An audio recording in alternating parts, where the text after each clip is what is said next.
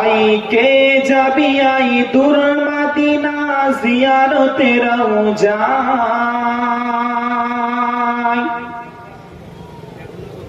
I K যাবি I দূর Medina জিয়ারতে রওজা যেথায় নবী শুইয়া আছেন পাক মদিনায়। জোরে বলুন সুবহানাল্লাহ, নারে তাকবীর, আল্লাহু আকবার। আপনাদের তো ব্যাটার চাপ ভালো হয়েছে আলহামদুলিল্লাহ, খুব ভালো লাগছে বাবা। আই কে যাবি আই দূর মদিনা জিয়ারতে রওজা যেথায় নবী শুইয়া আছেন পাক মদিনা। বাবলা বনে বাবলা বনের দারে দারে বকরি চড়াতে বাবলা বনের দারে দারে বকরি চড়াতে আরে মেঘেরা এসে নাবিজিকে ছায়া করিতে। আরো জোরে বলুন, আরে মেঘেরা এসে নাবিজিকে ছায়া করিতেন। এমন নবী এই দুনিয়ায় আসেনি, আসবে না। এমন নবী এই দুনিয়ায় আসেনি, আসবে না। তুলনা তো দূরের কথা, ছায়া মিলে না। জোরে বলুন, আমার নবীর ছায়া ছিল? ছায়া ছিল না বাবা। যাই হোক বাবাজির সময় খুব স্বল্প, সেই ক্ষেত্রে ওয়াজ শুরু করছি আমি। আলহামদুলিল্লাহ, সমস্ত প্রশংসা সেই মহান করুণাময় রব্বুল আলামিনের জন্য, যেই মহান রব্বুল আলামিন আমাদেরকে সমস্ত কাজ ব্যতি রেখে এই পবিত্র সভাতে এসে বসার তৌফিক দান করেছেন। সেই মহান রব্বুল আলামিনের শুকরিয়া জ্ঞাপন করি, বলুন আলহামদুলিল্লাহ।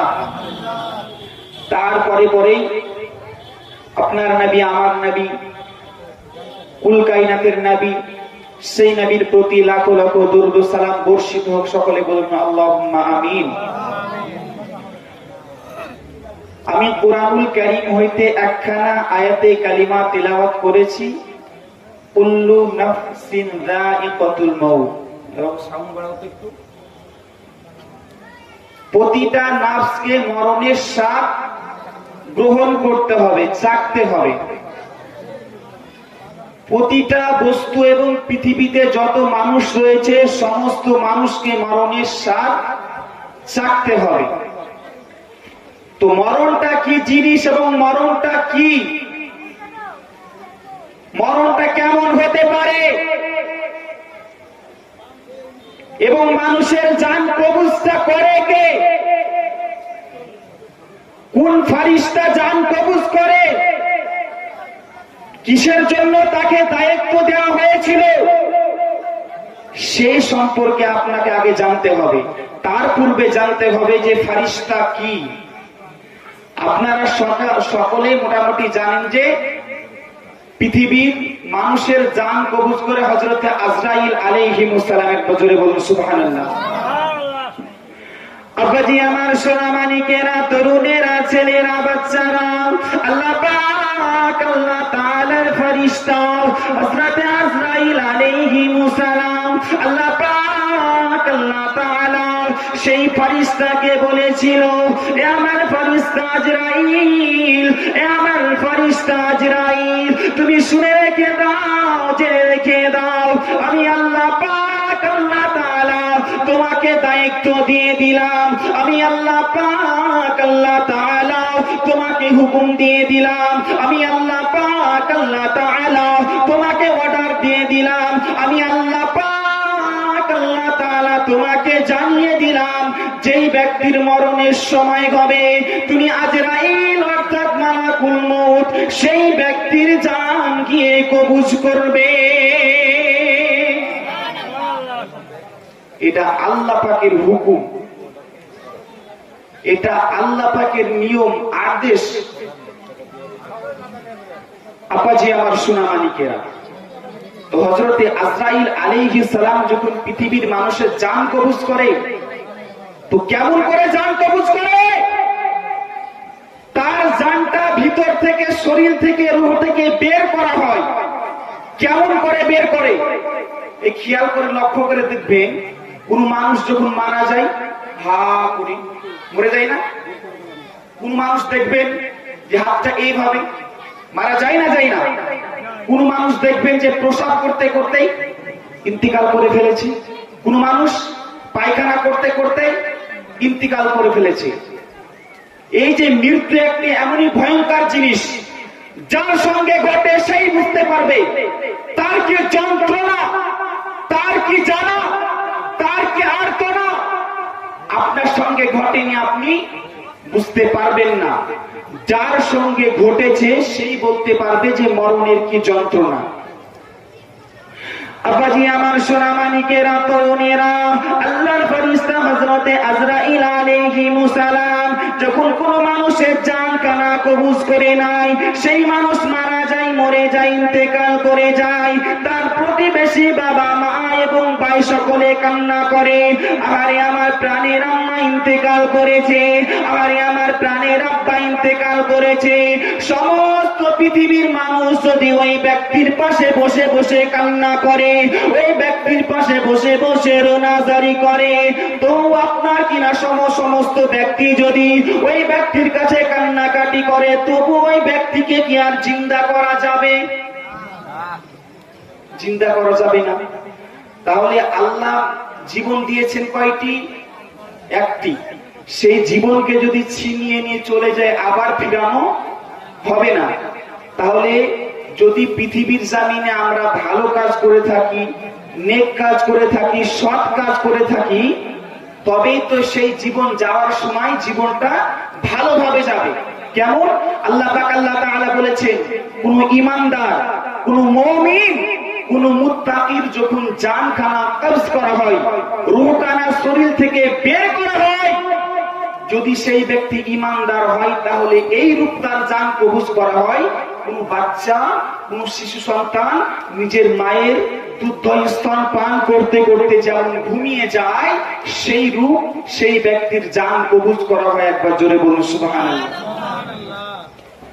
আব্বাজি আমার সোনা মানিকেরা, সেই ব্যক্তিকে আপনার কিনা গোসল দিয়ে, কাপড়ের কাপড় পরিয়ে দিয়ে, সকলের কাটনির ওপর চাপিয়ে নিয়ে গোরস্তানের ময়দানে জমিনে গিয়ে জানাজা পড়িয়ে সকলে কবরস্থানে রেখে, মিনহা খলাকনাকুম ওয়া ফিহা নুঈদুকুম ওয়া মিনহা নুখরিজুকুম তারাতান উখরা, এই দোয়াটি সকলে পড়ে মাটি দিয়ে যে যার মতো বাড়ির দিকে রওনা হয়। ইতিমধ্যে আল্লাহর বান্দার কবরেতে একজন ফেরেশতা আল্লাহ পাকের হুকুমে আসে। ওই ফেরেশতার নাম হযরতে রুমান ফেরেশতা। কি বললাম বাবা? রুমান ফেরেশতা। ওই ব্যক্তির কবরে গিয়ে তাকে চিন্তা করা হয়। আবার কার হুকুমে চিন্তা করে? জোরসে বলুন বাবা, কার হুকুমে চিন্তা করে? আল্লাহর হুকুমে চিন্তা করে। আল্লাহর হুকুমে চিন্তা করে সেই বান্দাকে বলতে থাকবে, রুমান ফেরেশতা, এই আল্লাহর বান্দা, পৃথিবীর জমিনে তুমি কি খারাপ কাজ করেছো, কি ভালো কাজ করেছো, তুমি লিপিবদ্ধ করে চিঠি করে আমার হাতে জমা দাও। আপাজি আমার সোনা মানিকেরা, সেই সময় আল্লাহর বান্দা বলতে লাগবে, ও আল্লাহর ফেরেশতা হযরতে রুমান, আমি আল্লাহর বান্দা, আজকে কবরের জমিনে আমি কবরবাসী হয়ে গিয়েছি। আমার কাছে লিপিবদ্ধ করার মতো কালিবট নেই, আমার কাছে লিপিবদ্ধ করার মতো কলম নেই, আমার কাছে লিপিবদ্ধ করার মতো খাতা নেই, আমার কাছে লিপিবদ্ধ করার মতো, আমার কাছে লেখার মতো কলমের কালি নাই। ও আল্লাহর ফেরেশতা, তাহলে আমি কেমন করে লিখবো? আমি কেমন করে লিখে চিঠি আপনার হাতে জমা দিব? আল্লাহ পাক আল্লাহ তাআলার ফেরেশতা বলতে থাকবে, ও আল্লাহর বান্দা, শুনে রেখে দাও, জেনে রেখে দাও, আমি ফেরেশতা রুমান জানিয়ে দিলাম, তোমার হাতের আঙ্গুলকে কলম বানিয়ে নাও, তোমার হাতের আঙ্গুলকে কলম বানিয়ে নাও, তোমার মুখের থুতুকে কালি বানিয়ে নাও, এবং তোমার কাফনের কাফন ছেড়ে খাতা বানিয়ে নাও। কি বললাম? আল্লাহর ফারিস্তা বলবে যে তোমার আঙ্গুল, এই যে আঙ্গুলকে কলম বানাও, আর মুখের থুতুকে কালি বানাও, আর নিজের গায়ের কাপড়, এই যে সাদা কাপড় তিনটি পরেন না আপনারা, পরিয়ে দেয় মৃত্যু ব্যক্তিকে, সেই কাপড়ের ওপর আপনার কিনা লিপিবদ্ধ করতে থাকবে। কি লিখবে? আল্লাহর বান্দা সেই সময় ফারিস্তাকে জিজ্ঞাসা করবে, ফারিস্তা, এ আল্লাহর ফারিস্তা আপনি বলে দিন আমি কি লিখবো। আল্লাহ পাক, আল্লাহ তাআলার ফারিস্তা সেই সময় আল্লাহর বান্দাকে বলবে ওই জায়গায় লিপিবদ্ধ করো, ওই কাফনের উপর লিপিবদ্ধ করো, পৃথিবীতে কোথায় ভালো কাজ করেছো, কোথায় নেকি করেছো, কোথায় নামাজ পড়েছো, আপনার কিনা কোথায় হজ করেছো, সমস্ত ভালো কাজগুলা এই আপনার কিনা কাফনের উপর লিপিবদ্ধ করে দাও। আব্বাজি আমার সোনা মানিকের আল্লাহর বান্দা সেই সময় আপনার কিনা হাতের আঙ্গুলকে কলম রূপে ব্যবহার করে কাফনের ওপর লিখতে থাকবে সমস্ত নেকির কাজ, লিখে লিখে লিখে লিখে যখন সমস্ত নেকির কথাগুলা লিখা হয়ে যাবে বাবা, আল্লাহ পাক আল্লাহ তাআলার আপনার কিনা বান্দা বলতে থাকবে, ও আল্লাহর ফেরেশতার উম্মাত, আমি আল্লাহর বান্দা, আমি কি নেকি করেছি, সমস্ত নেকি কাজগুলা, সমস্ত ভালো কাজগুলা আমি আল্লাহর বান্দা লিপিবদ্ধ করেছি। সুবহানাল্লাহ। আব্বাজি আমার সোনা মানিকেরা, সমস্ত ভালো কাজগুলা লিপিবদ্ধ করে এবার চুপটি মেরে বসছে। ফারিস্তা বলে, এবার বসছো কেন? তোমার পূর্ণিটা তো সঙ্গে সঙ্গে লিখে দিলে, যেগুলা ভালো কাজ করেছে, নেকি করেছো, সেগুলা লিপিবদ্ধ করে ফেলেছো, তো খারাপ যেগুলা করেছে সেগুলাও তো লিপিবদ্ধ করো। সেই সময় আল্লাহর বান্দা চমকে যাবে, আর খারাপটাও লিখতে হবে? সেই সময় আল্লাহর ফারিস্তা বলেছিলেন, হ্যাঁ, খারাপটাও তোমাকে লিপিবদ্ধ করতে হবে। তো আল্লাহর বান্দা বলে, আল্লাহর ফারিস্তাকে বলে, আল্লাহর বান্দা, ও আল্লাহর ফারিস্তা, আমাকে বড্ড শরম লাগছে। কি বলেছে? লজ্জা লাগছে।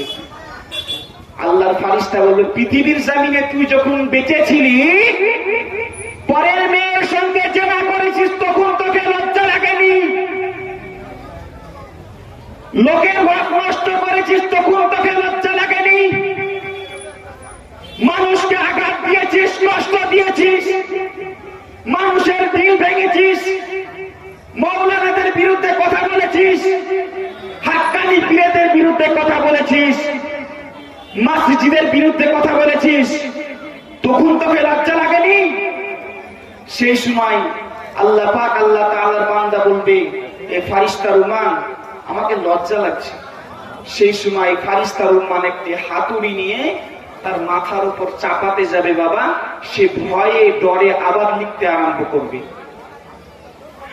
আব্বাজি আমার সোনা মানিকেরা, তরুণেরা, আল্লাহর বান্দা সমস্ত খারাপ কাজগুলো বাবা লিপিবদ্ধ করতে থাকবে, সমস্ত খারাপ কাজগুলা লিখে লিখে লিখে লিখে, ভালো কাজ, পুরনি কাজ, নেকির কাজগুলা লিখে, খারাপ কাজগুলা লিখে বাবা দুইটি কাগজে বিভক্ত করে আল্লাহর ফেরেশতা হযরতে ওমর আলাইহিস সালামের হাতে জমা দিবে।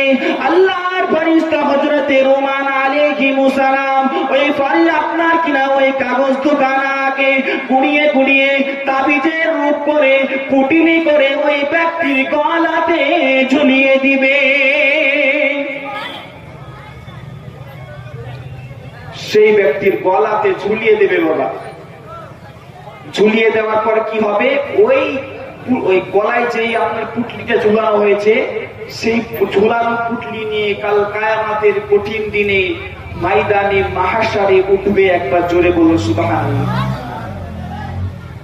আব্বাজি আমার সোনা মানিকেরা, কাল কিয়ামতের কঠিন দিনেতে, যেই দিনে আপনার কিনা আসমানের সূর্য মাথার উপরে নেমে আসবে, যে কিয়ামত কিয়ামতের কঠিন দিনেতে মা ভাইকে চিনতে পারবে না, মা ছেলেকে চিনতে পারবে না, সন্তান মাকে চিনতে পারবে না, সন্তান বাবাকে চিনতে পারবে না।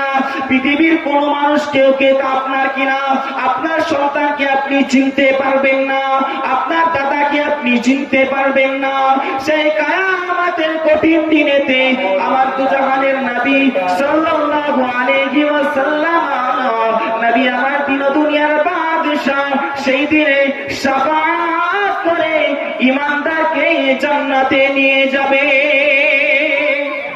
আল্লাহু আকবার।